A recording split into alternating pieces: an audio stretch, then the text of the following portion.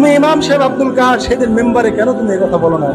তুমি সমাজের লোক, তুমি কেন অপরকে তুমি অন্যায় কাছ থেকে বিরত থাকতে বলো নাই? বলো তো বান্দা, হাসরের ময়দানে আল্লাহর সাথে বান্দার কথা হচ্ছে, কেন তুমি তার প্রতিবাদ করলে না? ভাইয়াকুলু, ওই লোকটা বলবে, রব্বি খশিতুন নাস, আয় আমার প্রতিপালক, আমি মানুষকে ভয় করেছিলাম।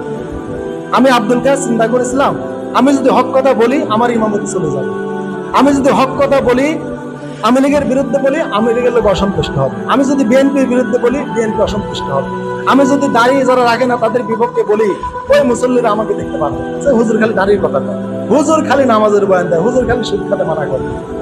এই যে এই কথাগুলো আল্লাহ তাআলা বলবেন, আর মানুষ তখন বলবে আল্লাহ মানুষকে ভয় করে এই কথাগুলো বলেনি আল্লাহ, এই কারণে। ফায়াকুলু, আল্লাহ বলবেন ওয়ানা হাক্কু আইয়ুখশা, আল্লাহ বলবেন আমারই তো বড় হক ছিল যে সবার আগে তুমি আমাকে ভয় করবে। এবার আপনি জবাব দেন। সুবহানাল্লাহ, সুবহানাল্লাহ। এই দায়িত্ব অনুভব হৃদয়ে আসার কারণে কথাগুলো বললাম ভাইরা।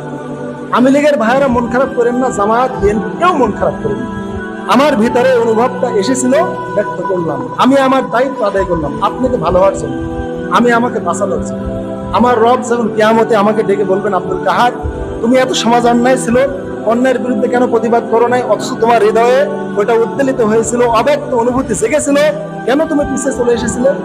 তখন আমি বলবো আল্লাহ আমার ইমামতি চলে যেত, আমাকে ওই আওয়ামী লীগের লোকেরা রাস্তায় ধরে মারতো, পুলিশে দিত, বিএনপির লোকেরা আমাকে আমার কাছ থেকে চাঁদা নিত। ইয়া আল্লাহ খাশিতুন নাস, আমি মানুষকে ভয় করতাম আল্লাহ, মানুষের ভয়ে এই কাজটা আমি করিনি, আমি আমার ইমামতি রক্ষা করে চলেছি আল্লাহ।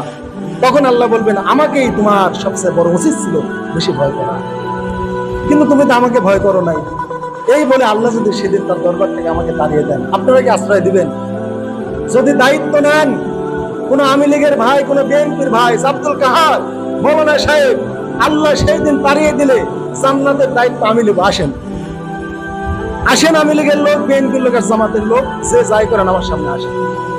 সেই দিন আল্লাহ তাড়িয়ে দিলে যদি বলেন আব্দুল কাহার আমাদের জান্নাত বানানো আছে, সেই কালে আমাদের ক্ষমতা থাকবে, আল্লাহ না দিলে আমি আপনাকে দিতে পারবো। এই ক্ষমতা যদি কেউ বান হয়ে থাকেন আমার কাছে আসেন, ডকুমেন্ট দলিল দেখেন, সেই প্রমাণটা দেখেন, আসেন।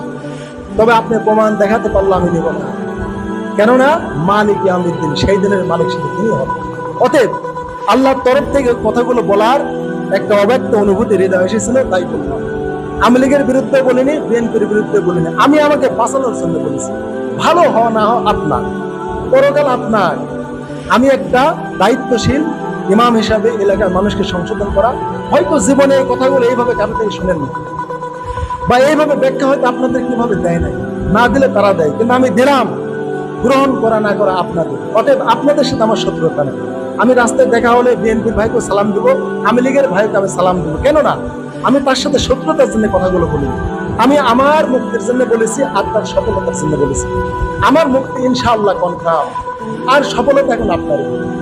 যদি ইমামের কথা নেন মানেন, সফল কাম, আর যদি না নেন আপনি ব্যর্থ। অতএব আপনি সফল কাম হবেন না ব্যর্থ হবেন আপনার ব্যাপার, আপনার ব্যক্তিগত অধিকারে আমার হস্তক্ষেপ করার দায়িত্ব আমার নাই। এজন্য আওয়ামী লীগ, বিএনপি, জামাত সব ভাই আমার, সব মুসলমান আমার, আমি সবার ইমাম, আপনাকে বাঁচানোর দায়িত্ব আমার। আমি আমার দায়িত্ব আদায় করেছি, বাদবাকি দায়িত্ব আপনাদের।